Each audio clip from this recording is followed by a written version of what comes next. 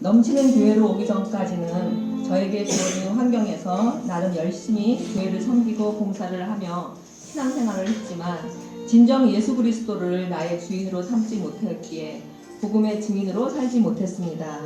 그러던 중 이곳으로 인도함을 받고 담임 목사님과 면담 중에 권사님, 지금까지 어떤 일로 주님을 섬겨오셨나요? 예를 들어 전도에 관한 것이나 양육에 관한 것들에 대해서요 라며 물으셨습니다. 어느 것 하나 제대로 해온 것이 없었던 나 자신을 보며 참 부끄러웠습니다. 매일 큐티를 하던 어느 날 교재인 생명의 삶 뒤쪽에 두라노 바이블 컬리지를 소개하는 면을 보다 1:1 제자 양육 코칭 스쿨이라는 프로그램이 마음에 와 닿았습니다. 사실 오래전에 동반자로 양육을 잠깐 받은 경험이 있었지만 그때는 원칙대로 양육을 받지 못하였으며 또한 중도 하차하면서 별로 좋은 기억을 갖고 있지 못했습니다. 하지만 이번에는 제대로 배워야 하겠다는 뜨거운 마음을 갖게 하심을 느끼며 등록하게 되었습니다. 5주 과정의 교육이 끝나자 목사님께서 워크숍을 준비하라고 하셨고 그 후 교회 내에서 양육자들이 세워졌으며 1:1 제자 양육 조직이 형성되고 배우고자 하는 동반자들과 매칭되는 것을 보며 내심 하나님의 일하심이 놀라웠습니다. 드디어 3월 13일 오리엔테이션을 시작으로 양육자의 자리에 서게 된 저는 사실 지금까지 누구를 양육한다거나 말씀을 가르치는 일이 없었기에 많은 염려와 두려움이 앞섰습니다.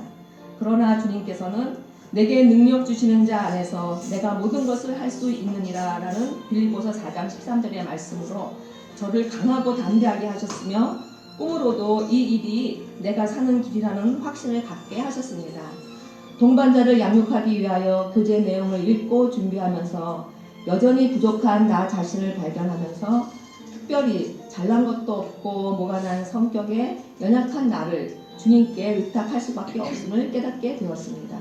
그러자 복음에 대한 많은 것을 알게 하셨고 성령께서 전할 말을 생각나게 하셨으며 나의 능력이 아닌 하나님의 능력으로 역사하심으로 제자가 세워짐을 보게 되었습니다.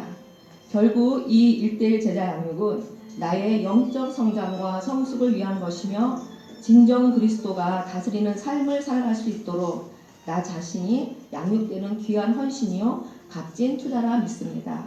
또한 이 일을 통하여 하나님께서 저에게 주신 달란트를 깨닫게 되었으며 저 또한 주님께 쓰임받는 것에 대한 감사와 기쁨이 넘쳐나게 되었습니다. 이제 저의 이 작은 순종을 통하여 하나님께서는 아들의 결혼의 문을 열어주셨고 또한 남편의 제2의 인생을 하나님의 뜻, 즉 성교의 동역자로서의 세기를 선물로 받았습니다. 이제는 가방 안에 1:1 제자 양육 한 권의 책을 넣고 하나님께서 부르시는 곳은 어디든지 가리라는 사명감을 갖게 되었으며 예전에는 내가 뛰어다니며 해결해야 하는 많은 일들과 문제들을 주님께서 선하신 뜻대로 풀어주시고 인도하심을 경험하고 있습니다. 이 모든 것 하나님께 감사와 영광을 돌립니다. 너희는 먼저 그의 나라와 그의 의를 구하라. 그리하면 이 모든 것을 너에게 더하시리라. 아멘. 1:1 제자 양육을 마치고 주님을 알게 된 지 1년쯤 되던 날 늘 주님의 음성을 듣기를 원했습니다. 예수님의 사랑 십자가의 복음의 양육을 받았기에 당분간은 양육을 멈추고 기도와 묵상의 시간을 더 쏟아야겠다고 다짐하고 있었습니다. 그러던 중 사모님께서 1:1 제자 양육을 시작하였으니 관심 있으신 분들은 신청하라고 하셨습니다. 잠시 갈등하던 중에 혹시 내가 이사를 갈지도 모르는 상황이 오지는 않을까 하는 생각에 이 기회를 잡아야겠다는 갈급함이 생겼습니다. 그래서 모든 망설였던 마음을 내려놓고 바로 양육을 받겠다고 결단하고 순종했습니다.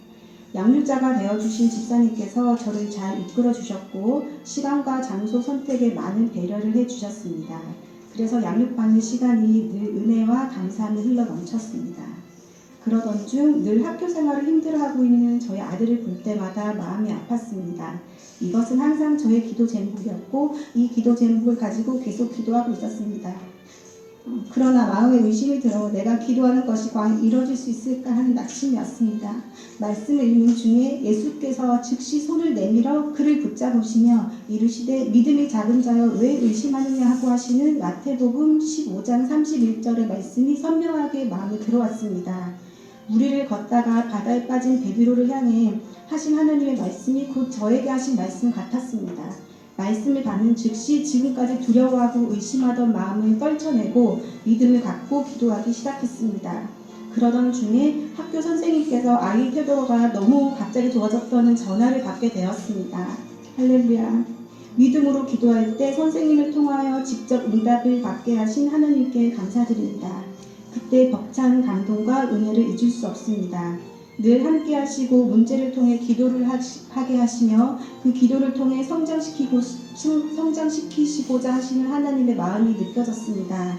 더욱더 하나님과 깊이 교제하게 되었고 말씀 읽는 것에 시간과 노력을 들이게 되었습니다.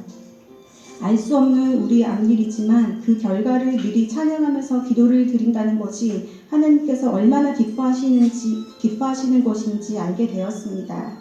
저의 삶에는 많은 평안과 행복, 말로는 표현할 수도 없는 감사함이 흘러나왔습니다. 가끔 일상에서 힘든 일이 찾아올 때마다 정확하게 말씀과 양육책으로 이겨낼 수 있는 방법을 알게 해주셨습니다. 말씀과 친밀한 교제가 깊어질수록 사모하는 마음이 점점 커졌고 방언이라는 성령의 선물까지 받게 되었습니다.